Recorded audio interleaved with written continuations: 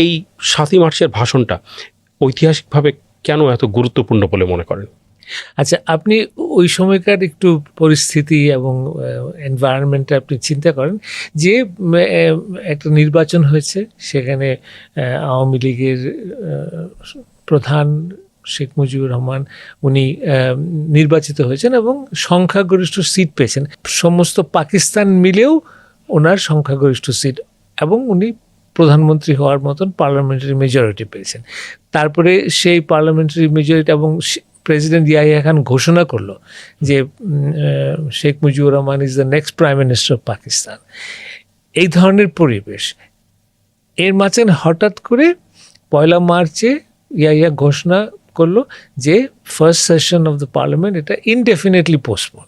So পরিস্থিতিটা কিন্তু ছিল যে আমরা we are going towards A formation of the government, at least সাধারণভাবে।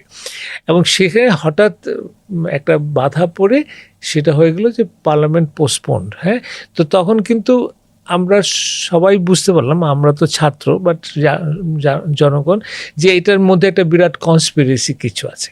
তো আমরা তো একটুখানি বিচলিত এবং চিন্তাধারাতেও একটুখানি মানে অসচ্ছল জিনিস।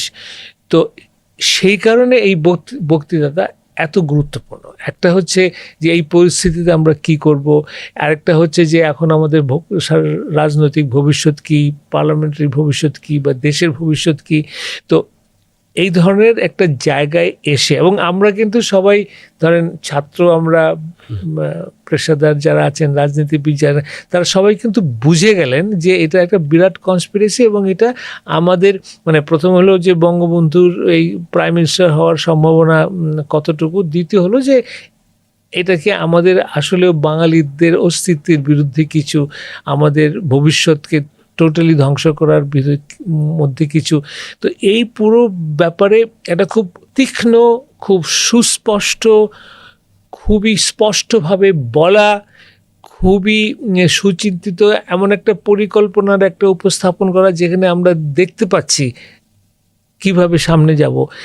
এই কারণে এই বক্তৃতাটা এত গুরুত্বপূর্ণ।